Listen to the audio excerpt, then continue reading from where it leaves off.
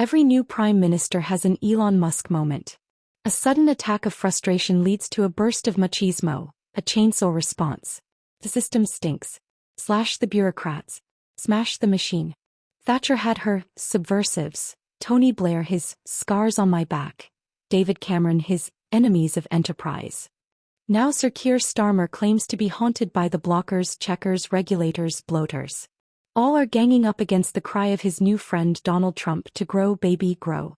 So get going, chainsaw, do your job. Cuts on a scale mooted this week by Starmer, of NHS England and 25% in the administrative costs of regulation for businesses, have been achieved only once in modern times. That was under Cameron's 2010 government, when almost 300 quongos were bonfired. But the chief cause was George Osborne's savage austerity, cutting resources to local government by as much as a third. If that is Starmer's intention, perhaps he should say so. As it is, the nearest he has got to Musk was to imitate his slashing of the US's aid budget last month, which he did by drastically cutting the UK's own. It was a classic example of slash fast, count the bodies later.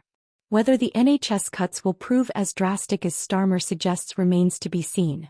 Meanwhile, Starmer has created a number of new quongos in the past year.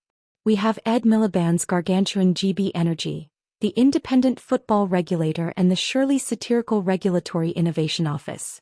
Also promised are more teachers, more carers, more border staff, not to mention more defense workers and soldiers.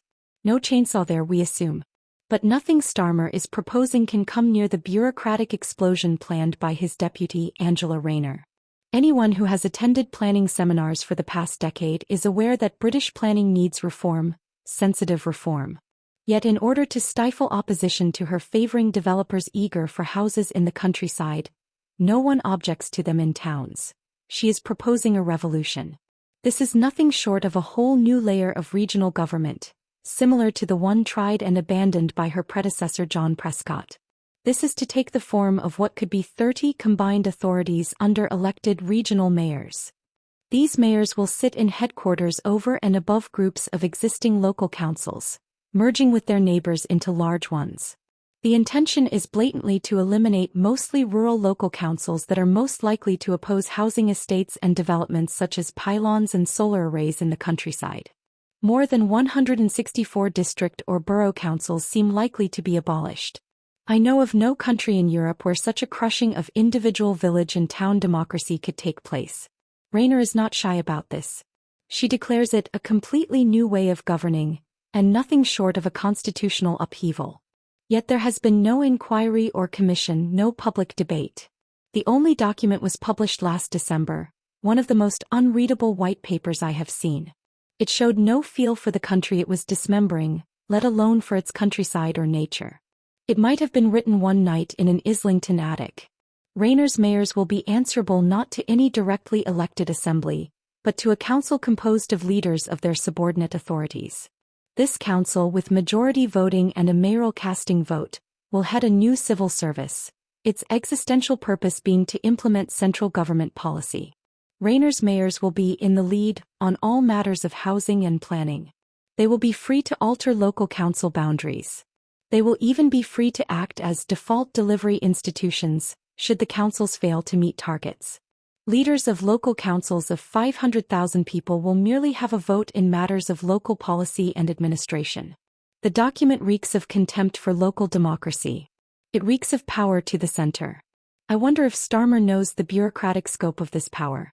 It will supposedly include a council of the nations and regions, a mayoral council, a national wealth fund, and a mayoral data council. They will execute an integrated settlement, a spatial development strategy, a Get Britain working plan, and a universal system of strategic planning, to mention a few. Starmer may be abolishing NHS England, but clearly no NHS official need be without a job.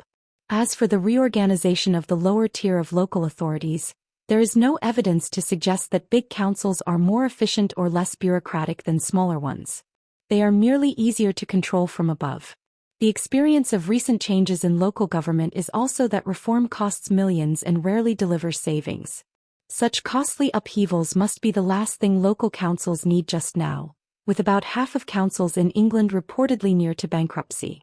The superficial appeal of the Musk moment is that by breaking things it leaves room for renewal. That may be. But a civilized democracy subjects it to checks and balances. Dismantling the geography of English local government removes that check and replaces it with Whitehall. All Starmer's chainsaw will slash is democracy.